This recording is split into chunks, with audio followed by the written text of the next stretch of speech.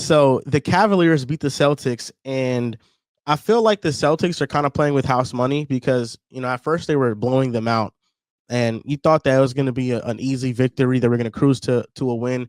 The Cavaliers coming back showed a lot of resiliency, but I feel like the excuses are already starting for Boston, and I don't even think it's an excuse. It's just what happened, right? Porzingis and Drew Holiday didn't play, and the Cavaliers played at full strength and still were down by that much. Even though the Celtics weren't at full strength, I thought that the Cavs desperately needed to win that game.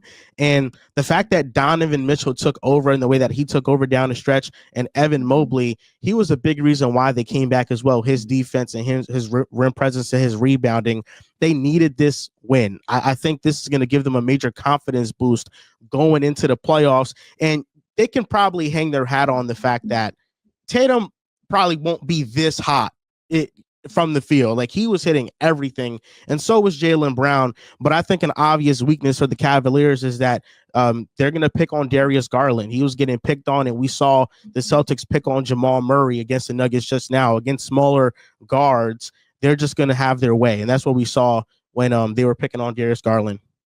Yeah, that game was down the stretch. It was apparent that the Celtics needed KP and they needed Drew Holiday bad, right? Because basically every action they were getting into was involving Sam Hauser. And when they were able to get past Sam Hauser, as they were doing pretty frequently, Garland had a couple of really nice highlights on him where he had Hauser jumping all over the damn arena. But there was no rim protection there too, right? They started this game with Al Horford. Cornette was getting some minutes. He was terrible. Pritchard was really bad in this game. I mean, we had our two main bench guys, Cornette and Pritchard. They were combined like a minus 70 in like 35 minutes. They were getting destroyed out there. But we really missed KP's rim protection as well, right? Like when they were getting past our defenders, shout out to Al Horford. He's not much of a rim protector, right? I think out on the perimeter, he's pretty good against guys that aren't really quick, right? Like, though he did a good job against Luka in the finals, just these kind of bigger guys that use their strength, he does a good job at. But quicker guards like Donovan Mitchell's and Darius Garland, that's where he could get picked apart. And then when he comes to rim protection, he's just not that great. But yeah, the Celtics, I mean, they're going to need to be at full strength to go back-to-back this season, right? I don't think, barring injuries to the Cleveland Cavaliers, they're going to have a run that was as favorable to them as last season, where basically every single team they played, whether it's Jimmy Butler with the Heat, the Pacers with Tyrese Halliburton, of course, the Cavaliers had a couple of injuries they were dealing with. Their teams are just going to be more healthy, more likely than not. And you need Drew Holiday out there. You need KP out there. I am a bit worried about Drew Holiday, though, because this finger issue he's dealing with, he's not going to have surgery on, and it's something that is basically going to linger for the rest of the season. I wouldn't be surprised if he misses the next couple of weeks, but before this injury, he missed a few games before the All-Star break. He came back for like 2 or 3 games right before the Cleveland game. He was like 6 for 21. His offensive game was completely gone. His touch was completely gone, and I remember we were talking last week, John brought up the numbers of Drew Holiday falling off as an offensive player as is, right? He was the best three-point shooter in the corner last year, and this year he's been below average. So he already really wasn't in a rhythm, and now this finger injury is going to keep him out for a couple of weeks. Who knows the offensive player he'll be in the playoffs, and that's an area where you could pick on the Celtics. If you're going to sag off anybody in this playoff run, it's probably going to be Drew Holiday if he's not hitting his shots. So it makes it a bit easier to guard them on offense, even with all the firepower they had. But I mean, Cleveland showed why the number 1 seed, right? Cleveland showed why they have been the best team in the Eastern Conference and arguably the NBA this season.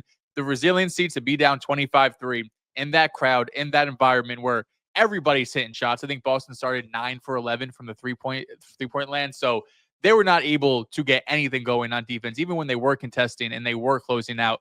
Boston was just on one of those heaters that they go on. But it wasn't just coming back from the 25-3 lead.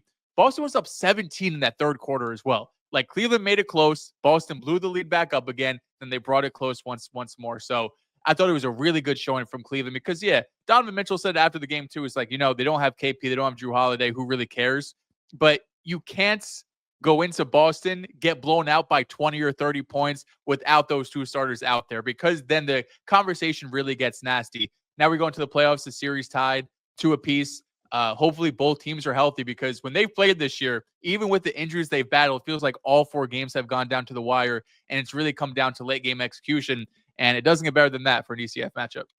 What excited me the most watching this game was on the Cleveland Cavaliers side was the question that I had, where shame on me for even having it, I guess, But we've seen this entire season, Donovan Mitchell allow and let Garland and Mobley have their moments to run the offense and allow their games to elevate. And obviously, we understand how essential their growth has been to this season's success for the Cleveland Cavaliers. Now, we've seen Donovan take a little bit of a backseat for a majority of the season, but recently we started to see him ramp it back up. In a game like this, where Joel, you and I asked, I want to see the best version of the Cleveland Cavaliers in this game. Can you do that for us? Can you go out there and prove that we can hang with the Boston Celtics? Now, like you guys are mentioning, albeit without Drew, without KP, but how is Donovan Mitchell going to look in these situations? Is it going to continue to be a passive, let Garland get his, let Mobley try and get his? In this game, when Donovan Mitchell needed to assert himself, he showed that he can still do it at the highest of levels. When Tatum and Jaylen Brown are going tit for tat on the opposite side and they simply cannot miss, Donovan Mitchell answered the call in that fourth quarter, going and outscoring both JB and Jason Tatum. He was the best player in that fourth quarter, and that ended up being the separator. But the fact that their offense showed in a game where it's 25-3 early on, we rarely have seen the Celtics in any type of disarray at all this season, back against the wall. Can you go out there and can you rally back? Can you show that you are an elite team, that you can come back from these crazy deficits? And with Donovan Mitchell needing to be the guy, he showed that this isn't just a type of situation where I'm kind of the backseat and now it's Garland and it's the Mobley show. No, Donovan Mitchell is still one of the best in the game and showed that in any given situation, he can elevate and take over a basketball game, even against one of the league's best in the Boston Celtics. An amazing game, but interesting that even when you have JB and JT at their best, they're still beatable. I know you don't have Drew. I know you don't have KP, but what a huge boost of confidence this is for the Cleveland Cavaliers. Even if you came to this game and it was a close game and that the Cavaliers were able to squeak away with the W, to me, obviously, this means so much more because you showed what you were made of. You showed that you're a resilient group. And although you were the healthier team, you still were able to rally back from an insane, terrible start. And they've been rallying. A couple nights before, they were losing to the Nets. They were down big, and they came back against them and beat them and ended up outscoring them in the fourth quarter.